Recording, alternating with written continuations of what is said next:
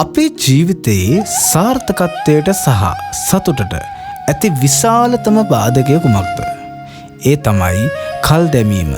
අපි අද කළ යුතු දේ හෙටට හෝ ඊළඟ මොහොතට කල් දමනවා. කල් දැමීම යනු කාලය නොමැතිකම නොවේ. එයින් අදහස් වන්නේ අපගේ මනස වර්තමාන කාර්ය විසින් ඇති කරනු ලබන වේදනාවට හෝ අපහසුතාවයට වඩා අනාගතයේ සැනසීමක් සෙවීමයි. සෙන්දහම කියා දෙන්නේ කල් දැමීම යනු වැඩක් කල් දැමීම නොව ජීවිතයම කල් දැමීම බවයි. අද මේ කතාවෙන් අපි ඉගෙන ගනිමු කල් දැමීමේ පුරුද්ද මූලිකවම නවතා ඊළඟ පියවරේ ඇති ශක්තිය සොයාගන්නේ කෙසේද කියා. බොහෝ කලකට පෙර කඳුකරේ පිහිටි සෙන් ආරාමයක හනෝ නම් භික්ෂුවක් සිටියා. හනෝට විශාල බලාපොරොත්තු සහ අනාගත සැලසුම් තිබුණා. ඔහු සිතුවා මම විශාල ග්‍රන්ථයක් ලියන්නට පටන් ගනිමි හෙට. ඔහු සිතුවා මම පැය ගණන් භාවනා කරන්නට පටන් ගමි ඊළඟ මාසයේ සිට.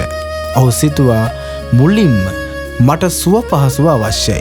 ඉන්පසු මම වේගෙන් වැඩ කරන්නට පටන් ගනිමි.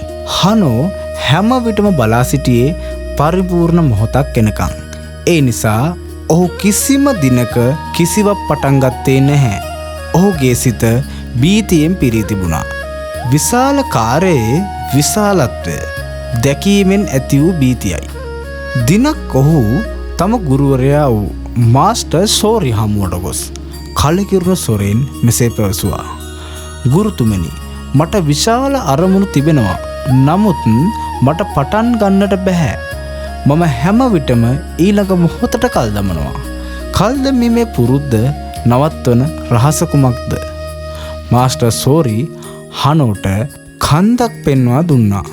කන්දේ මුදුන මීදමින් වැසී තිබුණා. මාස්ටර් සෝරි සංසුන් ප්‍රඥාවන්ත සොරෙන් මෙසේ පැවසුවා. හනෝ, ඔබට මේ කන්දේ මුදුනටම යාමට අවශ්‍යයි නේද? හනෝ පිළිතුරු දුන්නා, "ඔව් ගුරුතුමනි." මාස්ටර් සෝරි නැවත කිව්වා, "හොඳයි.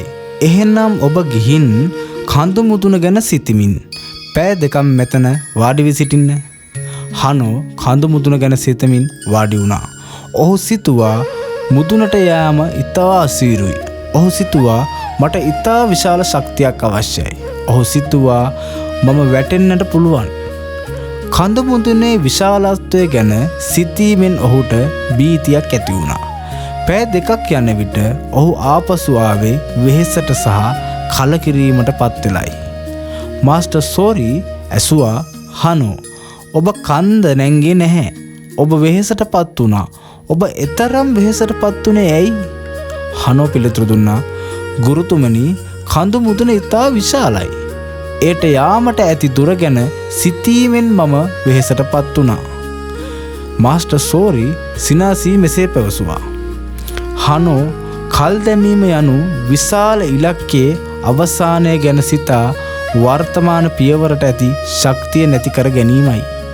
කන්දක් නගිනවා කියන්නේ කඳු මුදුනට පනින්නට උත්සාහ කිරීම නොවේ. කන්ද නගිනවා කියන්නේ ඔබගේ පාදයෙන් තබන ඊළඟ පියවරට සම්පූර්ණ අවධානය දීම පමණයි. ඔබගේ මුළු ශරීරයම අවධානය යොමු කළ යුත්තේ ඊළඟ තප්පරේ ඔබ තබන කුඩාම පියවරට පමණයි.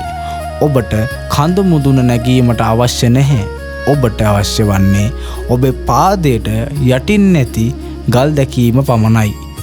කල් දැමීම නවත්වන සෙන් රහස මෙයයි. පළමුව විශාල කාර්ය කුඩා කරන්න. ඔබගේ විශාල ඉලක්කය ඊළඟට කළ යුතු කුඩාම පහසුම පියවරට අනුව කරන්න. උදාහරණ, ග්‍රන්ථයක් ලිවීම නොව පළමු වාක්‍ය ලිවීම. දෙවෙනි එක, අනාගතය අත්හරින්න. අවසාන ප්‍රතිඵලයේ පීඩනය අත්හරින්න. තුන්වෙනි එක තමයි ඊළඟ පියවරේ සුන්දරත්වය සොයන්න. ඔබේ අවධානය යොමු කරන ක්‍රියාවේ ක්‍රියාවලියට මිස ක්‍රියාවේ ප්‍රතිඵලයට නොවේ.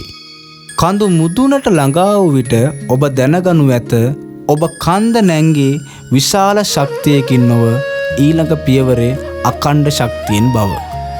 හනෝට මේ සත්‍යය අවබෝධ වුණා.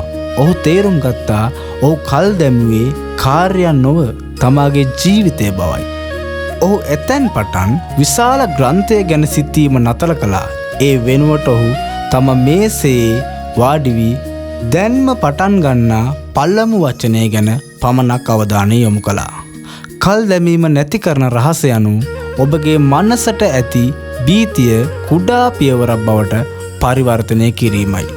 කල් දැමීම නවත්වන සැබෑ නිදහස ලැබෙන්නේ පරිපූර්ණ මොහොතක් කෙනෙක් බලා සිටීම වෙනුවට දැන්ම පටන් ගන්නා මොහොතේදී.